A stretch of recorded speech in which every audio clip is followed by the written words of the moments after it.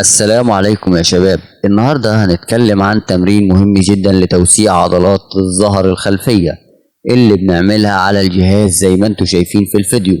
التمرين ده من اكتر التمرينات اللي بتدي عرض وقوة للظهر، بتشغل العضلات الجانبية والخلفية كلها.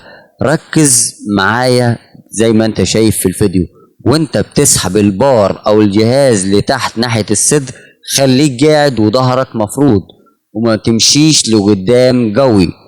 خلي الحركة تكون بطيئة وتتحكم فيها وانت بتسحب حسب العضلة وهي بتشتغل، وبعد كده ارجع بهدوء فوق. حاول ما تستخدمش وزن كبير لو لسه مبتدئ. الأهم إنك تتحكم في الحركة وتحسها بشدة في ظهرك، يعني خلي الحركة حس بيها في المكان اللي انت بتلعب عليه اللي هو الظهر.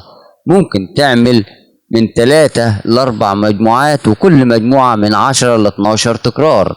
ولو عاوز توسع ظهرك صح خليك دايما مركز على التكنيك مش الوزن. خلي الحركة تكون بطيئة وتتحكم فيها وانت بتسحب حسب العضلة وهي بتشتغل، وبعد كده ارجع بهدوء فوق. حاول ما تستخدمش وزن كبير لو لسه مبتدئ. الأهم إنك تتحكم في الحركة وتحسها بشدة في ظهرك، يعني خلي الحركة حس بيها في المكان اللي انت بتلعب عليه اللي هو الظهر. ممكن تعمل من 3 ل 4 مجموعات، وكل مجموعة من 10 ل 12 تكرار. ولو عاوز توسع ظهرك صح خليك دايما مركز على التكنيك مش الوزن. وما تنساش تشترك في القناة وتعمل لايك عشان يوصلك كل جديد.